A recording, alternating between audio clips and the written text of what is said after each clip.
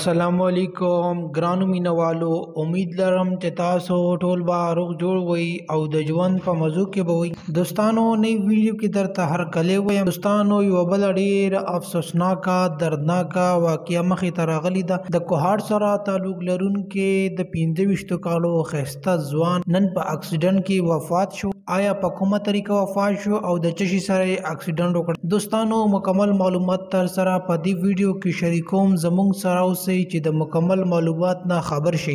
ویډیو کتو نه مخکې که تاسو زموږ په دې چینل کې نوي وئ نو زموږ چینل د سره ضرور سبسکرایب کړئ چې زموږ کومه نوې ویډیو راځي چې هغه تاسو ته په اسانۍ سره دررسي. او د دې سره د ټلې نشانه مو ووایئ چې تاسو د تازه معلومات نه زر تر زره خبرېږئ. دوستانو، ډېر افسوسناکه دردناکه واقعه مخې ته راغلې ده. د کوهاټ سره تعلق لرونکي د 25 کالو ځوان ډېر ښایسته نن د ټرک په د روډ په د ټرک په حادثې کې وفات شو. دوستانو، دا د پنډۍ نه ټرک لوډ کړی او سامان یې پکې راغشتی چې دا بیا راتلو په دوو سړکو کې د بل ګاډي سره یې اکسیډنټ وکړو چې د هغې په وجه باندې دا ډېر زیات زخمي شوی و او زخمي نه بیا پېښور ته هسپتال ته وړل، خو دغه حالت هلته کې ډېر زیات خراب و او 2 ورځې په وینټیلیټر باندې پروت و او د هغې نه بعد بیا دا اطلاع راغله چې دا وفات شو. یقینا چې دا ډېر غټ د افسوس مقام دی، ځکه چې یو د ښځې یو ښایسته ځوان زوی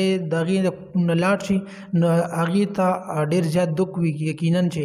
او دوستانو، بله خبره ده چې زموږ په دا کوهاټ کې اسپتال هم نشته. دلته چې کله هم مریض راشي نو دی پېښور ته د دې دپاره حکومت ته پکار ده چې څه نه څه پالیسي وکړي.